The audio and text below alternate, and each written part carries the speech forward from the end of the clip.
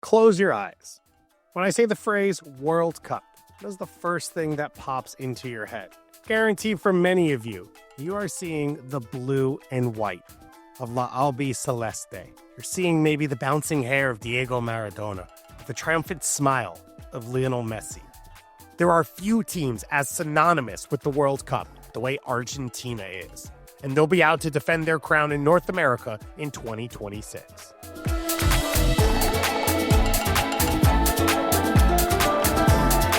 Welcome to Kickback Soccer Media's World Cup Capsule, where you'll learn everything you need to know about all 48 of the national teams competing at the 2026 World Cup.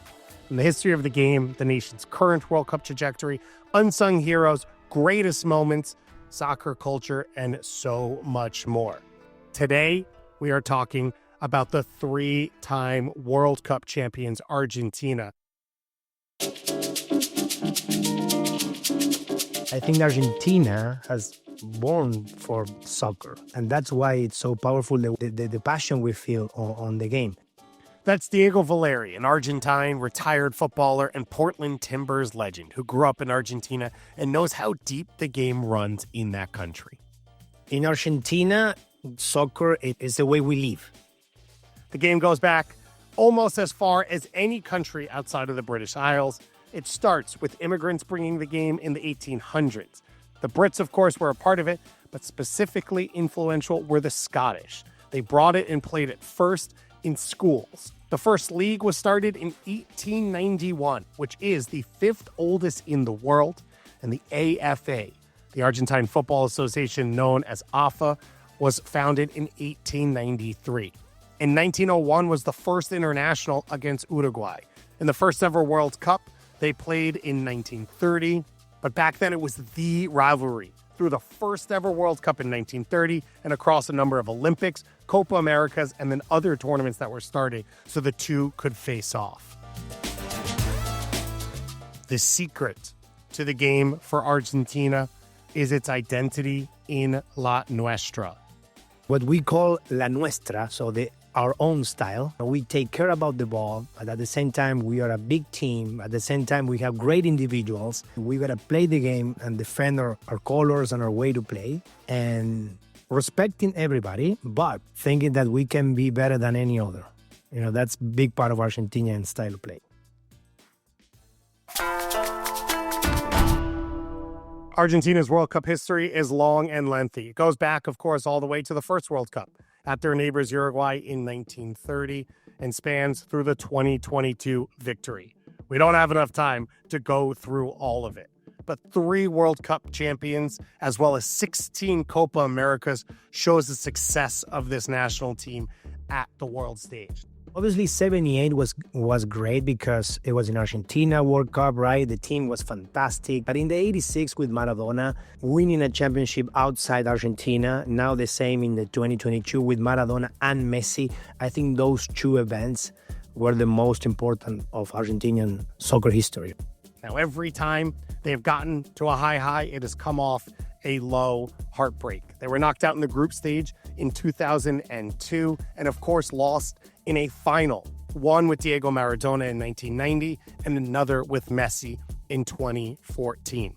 He had played in 4 World Cups, including that Brazil final, had played in 3 Copa America finals, had won 7 Ballon d'Ors, 4 UEFA Champions League, and 10 La Ligas. But he had never won the World Cup, and that was all that was left. He retired from the national team after the 2016 Copa America final, but he was convinced back by the fans who pleaded for him, especially the young fans who hadn't grown up with Maradona, who loved what Messi brought to the team, and eventually he won his first international championship with the squad at the 2021 Copa America, held without fans in Brazil during COVID.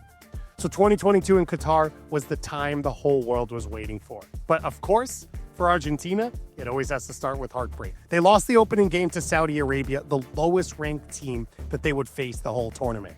But then Messi woke up. With Lionel Scaloni setting up the team to work for Messi, with pit bulls like Rodrigo de Paul protecting him, he went on to lead the team to the promised land. Messi scored in all but one group stage game, carrying them through to the knockout rounds against Australia. A heated extra time affair versus Netherlands, in the round of 8 is where Messi's legacy grew. He got in a fight with Louis van Gaal afterwards. He called him an idiot in Spanish. He then led his team to knock out reigning runners-up Croatia and reigning title holders France in that PK final shootout. The final was insane, was fantastic, so emotional, right? And after the game, Messi celebrating, it was, so epic moment. I was there in Buenos Aires when Argentina and Messi won the World Cup, and I went to the streets right after. Millions of people in the streets. Actually, it was impossible to walk, but I think it was an epic moment. The whole, country was waiting for it.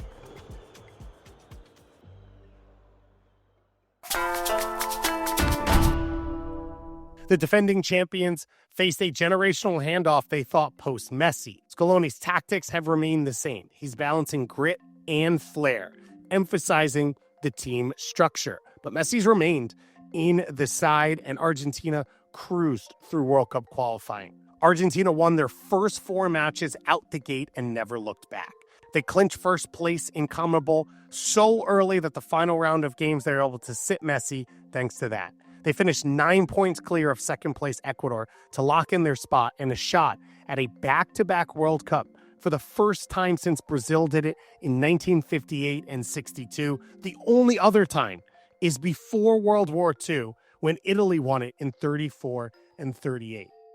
I think Messi in this World Cup, probably he will enjoy it as any other World Cup. I don't think the pressure is off because there's always internal pressure, right, to perform. He played in a very mature way in last World Cup. That's why probably he performed the way he performed, because he got a great team on the side. He still made the difference. And I think it's a big chance that's going to happen again.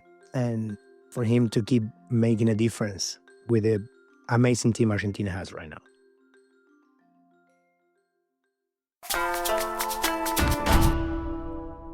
There's a number of names of players who are hoping to elevate to fill Messi's shoes when he chooses to step away. You've got a group at Atletico Madrid. Julián Álvarez, who was Messi's partner up top through much of the 2022 World Cup, at 25 years old, seems ready to star. Thiago Almada, his teammate at Atletico Madrid, has worn Messi's number 10 in his place, and legendary Argentine Diego Simeone's son has been running alongside them in the attack across La Liga and UEFA Champions League. But the name on everyone's lips is Franco Mastantuono, the 18-year-old signed by Real Madrid from River Plate.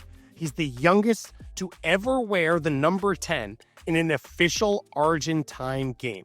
He beat Diego Maradona's record.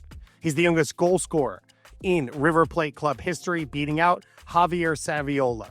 He's the youngest to ever score in a Superclásico with a banger of a free kick against Boca Juniors, and he's the 3rd youngest debutant in River's illustrious history back in 2024. Moving to Europe, he continued to set records where he is now the youngest starter in Real Madrid's history in a UEFA Champions League game. Struggling with injuries right now, he is a big but quick, electric winger who can come in and create goals and chances for his team, and is looking like he will be the next superstar for Argentina.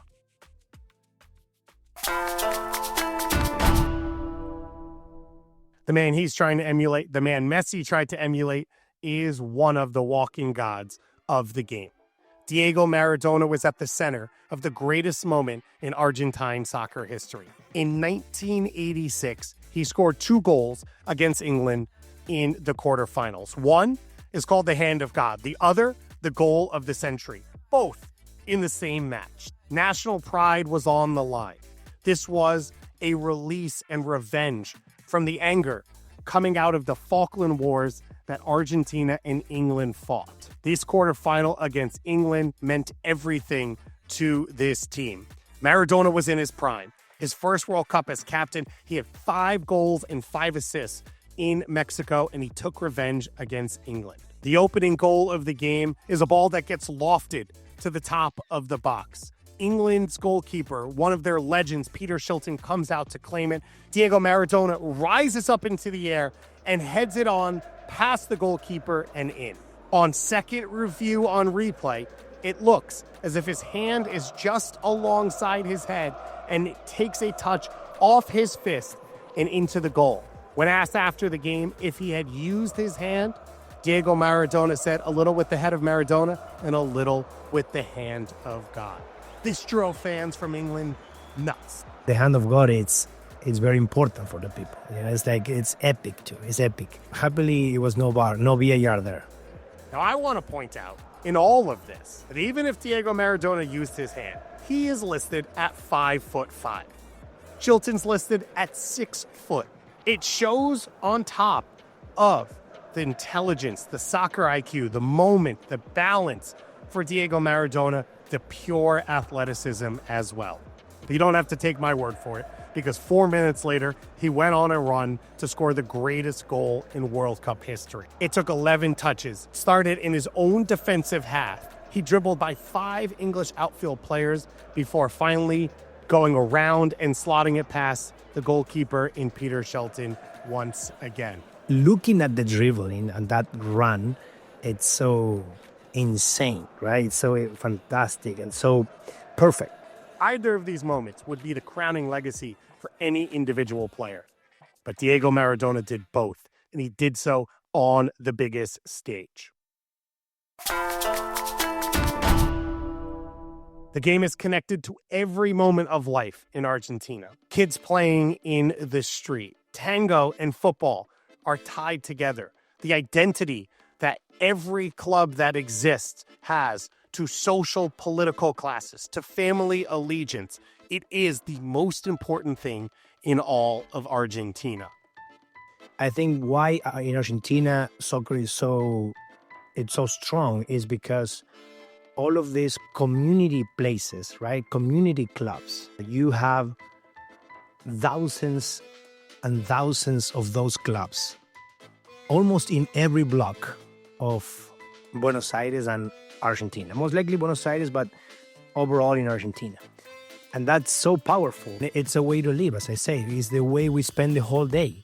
Playing in those clubs, playing in the streets and those clubs, making teams, competing. And that became part of the cultural, right? So side of the, it's part of our culture. And then, that goes through families, go through generations, go through kids that dreams to become soccer players professionally and then represents their color, their community, their club. Argentina will play in Kansas City and Dallas for their group games, and hopefully a few more as they progress in the knockout rounds. And according to Valeri, residents of the USA will be in for a treat when Argentine supporters come to town. I think the people of those cities will experience something that is unique in the world. It's a party, it's a celebration, right? It's like the end of the world every game. And they're gonna experience that. I think it's the right way to do it. It's the only way to do it. Support your team, your country, your club in that way. That's Argentina. To leave you with a fun fact, Buenos Aires has the most bookstores per person of any city in the world. It makes sense why Argentina's soccer magazine El Gráfico was considered the soccer Bible for almost 100 years. It is a big reason that Messi ended up being unearthed, and it's worth going and looking up and learning more about if you've got the time. If you're looking to learn more about this World Cup, well, we do this for every single country. So we're going to have you fully primed as the World Cup comes up. We've got a ton of coverage, so make sure to follow us at Kickback anywhere on your social medias and listen to all of our shows anywhere you get your podcast.